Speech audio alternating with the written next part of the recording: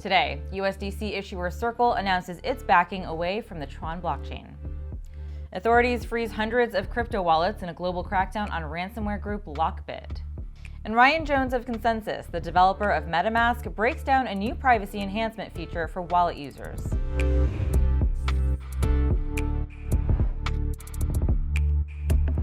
Welcome to CNBC's Crypto World. I'm Tanea McKeel. Cryptocurrency prices are mixed this morning, with Bitcoin hovering near the flat line. At noon Eastern, it traded at around $51,350. Ether, meanwhile, in the green. It climbed back above the $2,900 level. Cardano, though, in the red this morning, falling to 59 cents. Let's talk about the top stories. Circle, the issuer of USDC, is cutting off support for the Tron blockchain.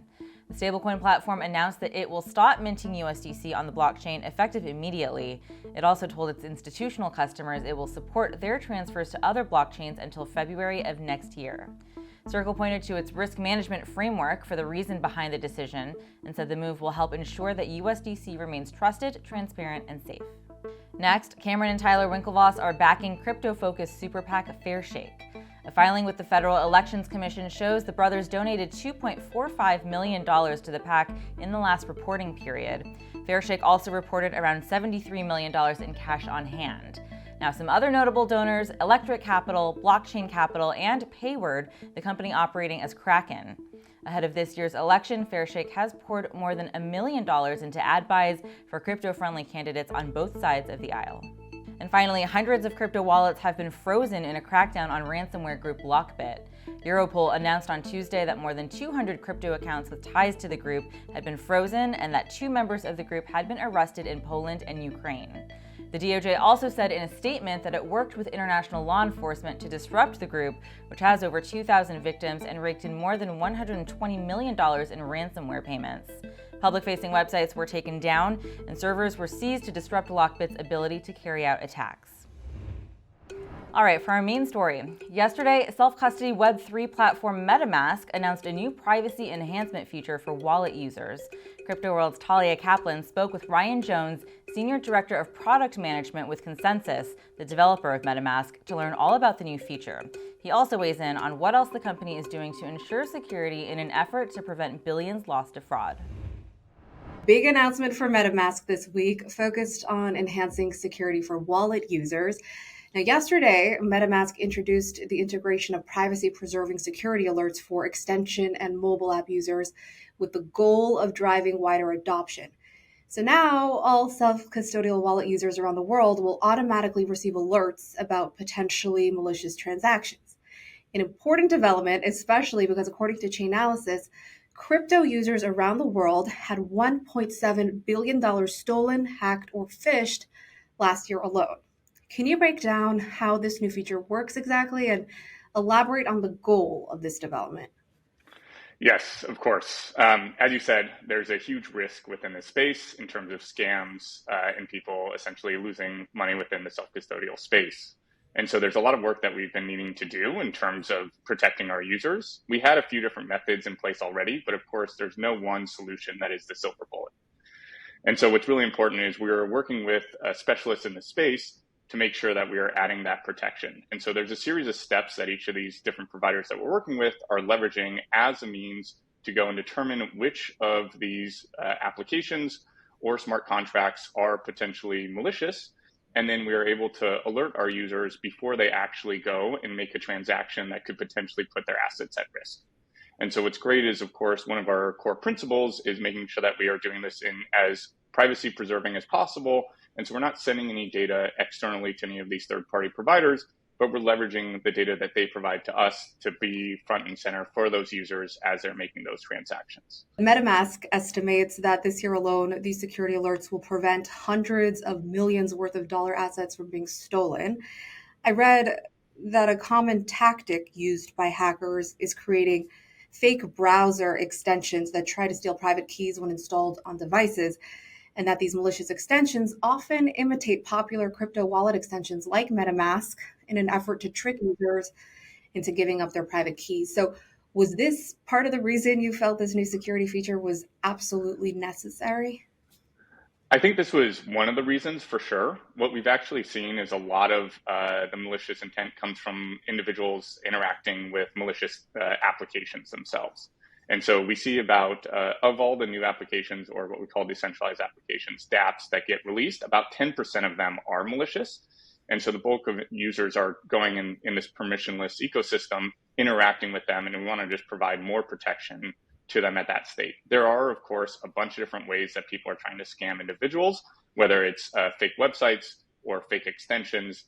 And a big thing here is to always double check the URL that you're going for. And we will not ask you for your secret recovery phrase that's associated with that. So really make sure that you're protecting that at all costs. And so we made a series of different steps of making sure that the user understands what it means to open up and show that secret recovery phrase. And then now, of course, when they're connecting and interacting with dApps, also making sure that there's warnings that pop up for those users. A big premise of what we want to do within the space is make sure that we never block a user from actually taking an action, but what we want to do is protect and inform that user so that they can make the most informed decision for themselves while they're actually interacting with this ecosystem. Now, earlier this month, Consensys announced that the crypto wallet MetaMask will now let users buy crypto through Robinhood, allowing those using the trading platform greater access to digital assets. So now that it has been a couple of weeks since the announcement, how is the integration going so far? And is it revealing a shift toward broader mainstream adoption? For sure. Yeah. And so I think the integration with Robinhood has been great. The team has been great in terms of working with us. We've seen some great flows in terms of individuals moving from Robinhood to our self-custodial wallet of MetaMask, and even those going back as well. And so one of the things that we really wanted to decrease is that barrier from custodial to self-custodial. And so you'll be seeing a few more of those sort of integrations to help individuals who start in this custodial ecosystem and then move to something like MetaMask to go and interact with the Web3 ecosystem. And so we're trying to make that interaction a lot simpler so it does become more mainstream for those users to leverage a tool that's right for them. What do you think the industry as a whole should do to move toward mass adoption of crypto? What steps do you think should be taken? Yeah, so I'm a firm believer that the technology shouldn't just be used because it's just the new technology, right? It's here as a means to allow for people to do things that they couldn't do before. And so working on ways to abstract away the complexity that's associated with the technology to make it so that everyday users can all of a sudden just do something that's brand new for them. And so I think we've been making a lot of steps to do that. We're not fully there yet, but even in some of the new decentralized, say, social constructs, individuals can go, they can use their standard email and sign in just like any Web2, and they can interact with individuals within that space. And they don't need to understand what chain they are, what token they're using, none of that. And they're able to leverage kind of the power and the value that's associated with the blockchain and the decentralized ecosystem. Now, in October, MetaMask was no longer available on the Apple App Store, but I see it's back now. So I'm wondering, where does that stand right now? How long was it unavailable? And what did you think about that development when it first happened? Why did Apple make it unavailable to begin with? Yeah, so it was only unavailable for a very short period of time. We got it back up and running, certainly worked with the Apple team to make sure that that happened. It had nothing to do with security. It didn't have anything to do with kind of Apple's like sets or regulations that are associated with it. So it was a series of things on our side that we wanted to make sure we had in place before getting it back up onto the store. So I think from that perspective, we all worked really well in terms of making sure that that happened, and wanted to get it back up to our users as fast as possible. So certainly was a little bit of a hiccup and making sure that that doesn't happen again. But it's been helpful in terms of having that communication between Apple, and then of course we work closely with Google as well. And people shouldn't expect it to happen again, type of thing. Correct. Got it.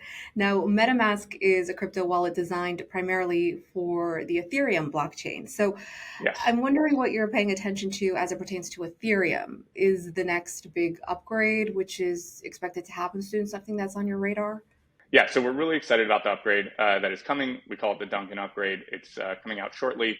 The area that's really important for this is that it is improving infrastructure for us and moving more towards the speed and low cost of what we call layer twos. And so again, in terms of the differences between a couple of years ago to today, you now are able to interact with the ecosystem at a much lower cost and a much higher speed. And so that we believe will, again, bring on more of the masses to interact in a lot of new use cases that are associated with it. And then, of course, we are certainly very Ethereum focused, but we do now have a product that we call Snaps. And so there's something like 15 different non-EVM chains that we actually support through Snaps. And we're working on integrating those, some of those directly within by default for end users as well. So we do realize that this is a multi-chain world, and we want to make sure that MetaMask continues to be the most flexible wallet out there and can work with you wherever you want to go. Okay, that's all for Crypto World today. We'll be back again tomorrow, and we'll see you then.